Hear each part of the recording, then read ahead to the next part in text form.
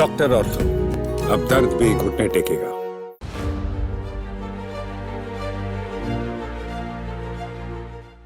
RSS का formula, BJP की जीत। महाराष्ट्र में मिली जीत को लेकर आप किसे क्रेडिट देना चाहेंगे? पीएम मोदी को, या फिर पार्टी को, या फिर आरएसएस को? खैर, आपको ये बात जानकर काफी हैरानी होगी कि महाराष्ट्र में मिली जीत के पीछे आरएसएस का हाथ है। जी हाँ, नमस्कार, मैं हूँ आपके साथ ज्योति सिंह और चैनल 4 न्यूज इंडिया में आपका बहुत बहुत स्वागत है। क्या आपको पता है महाराष्ट्र में भारतीय जनता पार्टी को जो जीत हासिल हुई है उसके पीछे राष्ट्रीय स्वयंसेवक यानी कि आरएसएस की कड़ी मेहनत है। बिल्कुल बहुत कड़ी मेहनत है। कैसे, वो पूरी बातें डिटेल से मैं आपको इस वीडियो में समझाने वाली हूँ। राष्ट्रीय स्वयंसेवक या संघ, उनके सहयोगी संगठनों ने हरियाणा के चुनाव के बाद महाराष्ट्र में चुनाव पर ध्यान केंद्रित कर लिया था। वो पहले से ही लग गए थे।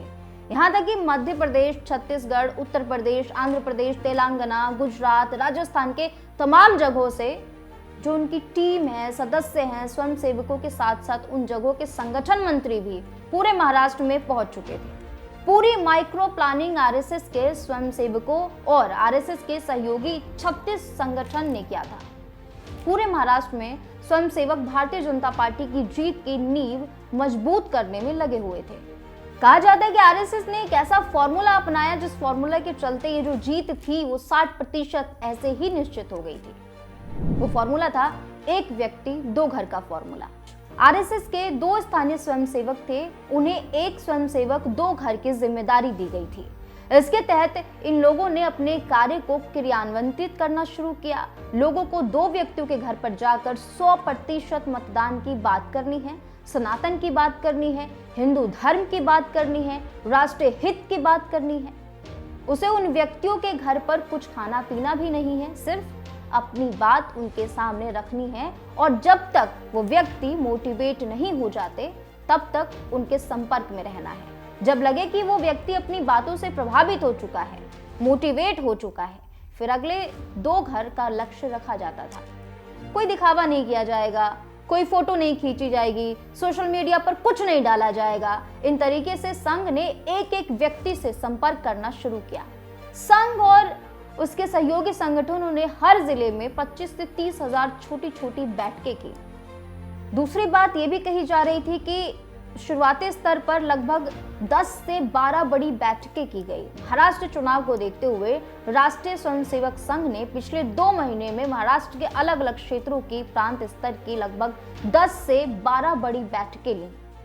मुंबई, मराठवाड़ा, विदर्भ, कोकण, इन तमाम क्षेत्रों में आरएसएस ने कई बैठकें ली हैं। अक्टूबर और नवंबर महीने में हर जिले की संघ और बीजेपी के बीच सामान्य बैठक हुई।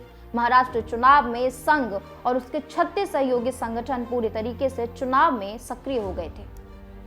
तीसरा फंडा यह है कि अतुल लिमे ने अहम किरदार निभाया है इस चुनाव में। ये बातें बहुत ज्यादा बोली जा रही हैं और लोगों के जहन में हो सकता है कि ये एक छवि हो कि पीएम मोदी के चेहरे पे नहीं, बिल्कुल भी नहीं। इसमें जो अहम रोल जिसने निभाया है उनका नाम है अतुल लिमे। आरएसएस के सहकार्यवाहक अतुल लिमे ने भारतीय जनता पार्टी की जीत का खाका तैयार किया था। उन्होंने सबसे पहले भारतीय जनता पार्टी की जीत की जमीन मजबूत करने के लिए आरएसएस के सभी सहयोगी संगठनों को सक्रिय किया। आरएसएस के 36 सहयोगी संगठनों ने जमीनी स्तर पर चुनावी समीकरण में भारतीय जनता पार्टी को जीत दिलाने के लिए ही जोड़ तोड़ मेहनत करनी शुरू कर दी।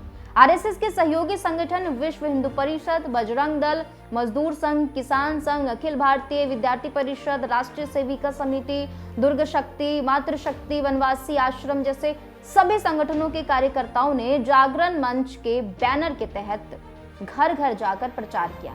लोक जागरण मंच ने प्रत्येक जिलों में 200 से आसपास छोटी छोटी टोलियां बनाई थी जो लोगों के घरों में जाकर 100% मतदान के साथ साथ हिंदुत्व की बात करते थे। एक और बड़ी बात है, भाजपा को 148 में से 132 सीटों पर जीत मिली है। कैसे? महाराष्ट्र विधानसभा चुनाव में महायुति में शामिल भाजपा को 132, एनसीपी को 41 और शिवसेना को 57 सीटें यानी कि कुल 230 सीट पर जीत हासिल हुई है। वहीं महाविकास अघाड़ी की शिवसेना यानी कि यूबीटी को 20 सीट मिली, कांग्रेस को 16 और एनसीपी यानी कि शरद चंद्र पवार को 10 और कुल मिला के 46 सीटों पर जीत मिली। बाकी की 12 सीटें अन्य दलों या फिर निर्दलीय से जीती गई हैं। अब कांग्रेस हो या विपक्ष की जो भी पार्टियां हैं, उन्हें बार बार ये लग रहा है कि बीजेपी ने तो हमारी सीटें छीन ली, और ये सही भी है। बीजेपी ने ना सिर्फ कांग्रेस, यहाँ तक कि यूपीटी से, एमवीए से कई ऐसी सीटें हैं उनके छोटे छोटे दलों से उन्होंने छीनने का, आप छीनना नहीं कहिए, जीतने का काम किया, विजय हासिल की और महाराष्ट्र में इतने अच्छे अंकों से सरकार बनाई। आपको हमारी ये जानकारी कैसी लगी कमेंट कर जरूर बताएं। देखते रहें channel 4 news India. Doctor ortho, अब दर्द भी घुटने टेकेगा।